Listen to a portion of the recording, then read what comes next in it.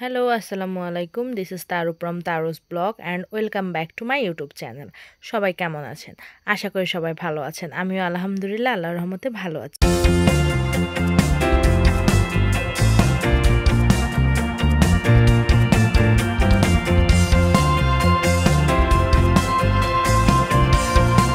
আবারও একটা নতুন ভিডিও নিয়ে চলে আসলাম।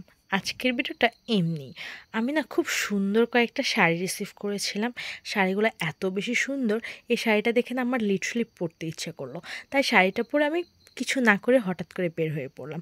কোথায় যাব কি করব কিছুই জানি না, জাস্ট মনে হলো শাড়িটা পরে একটু বের হই। তাই আমি শাড়িটা পরে বের হয়ে গেলাম আমার বাসার আশেপাশেই। বাসার আশেপাশে ধানমন্ডিতে এই রেস্টুরেন্টটাতে চলে আসছিলাম। আমি আসলে ভাবছিলাম যে নতুন কোনো একটা জায়গায় যাওয়া যাক। এই জায়গাটাতে আমি আগে কখনোই আসি নাই, এই ফার্স্ট টাইমে আসলাম। কিন্তু আমি আসলে ভাবতেই পারি নাই আমার সাথে এমন কিছু একটা হবে। এটার ভিতরে কি আছে না আছে আমি আসলেই জানি না। আমি এই ভিডিওটা শ্যুট করেছিলাম আরও বেশ কিছুদিন আগে, কিন্তু হঠাৎ করে আমি আজকে দেখছি যে আমাদের দেশের একটা স্বনামধন্য টিভি চ্যানেল সময় টিভি, তারা হচ্ছে এই রেস্টুরেন্টটা নিয়ে একটা প্রতিবেদন করেছে। এটা দেখে আমি লিটারালি শকড, কারণ আমি এই জায়গাটা থেকে কিছুদিন আগে ঘুরে এসেছি, ওখানে খাবারগুলো ট্রাই করেছি, খুবই ভালো ছিল খাবারগুলা। আর একদম টপ ফ্লোরে হওয়ার কারণে আমরা যেখানে বসেছিলাম সেখান থেকে মোটামুটি ধানমন্ডির ওই সেক্টরটা অনেকটা পুরোটা ক্লিয়ার দেখা যাচ্ছিল। সেজন্য আমাদের কাছে বেশ ভালো লেগেছিল। আমরা অনেকটা সময় এখানে বসে আড্ডা দিয়েছিলাম।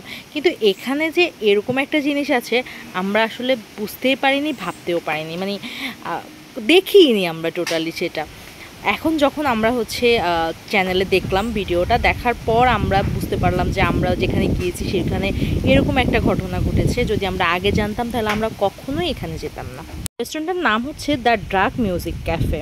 অ্যাকচুয়ালি এখন দেখে মনে হচ্ছে তাদের ভিতরে ড্রাগ ছাড়া কিছুই নেই, মানে পুরোটাই অন্ধকার, অন্ধকার জগতে ভরপুর। তবে আর যাই হোক, তাদের খাবারগুলো আমার কাছে বেশ ভালোই লেগেছিল, সেটা আমাকে বলতেই হবে। কিন্তু বাদবাকি সব কিছু শোনার পর আমার কাছে অনেক খারাপ লাগছে, কারণ আমি এমন একটা জায়গায় গিয়েছি যেখানটা খুবই অন্যায় ভরপুর। সেরকম একটা জায়গায় আসলে আমাদের যাওয়া উচিত হয়নি। আমরা অবশ্যই সবাই চেষ্টা করব এরকম জায়গাগুলোকে বয়কট করে চলার। আসলে এই বিষয়টা নিয়ে তেমন কিছুই বলার নেই, তবে খুব খারাপ লাগছে আমাদের সমাজ ব্যবস্থার কারণে আর যে মেয়েটা ভিকটিম হয়েছে তার জন্য।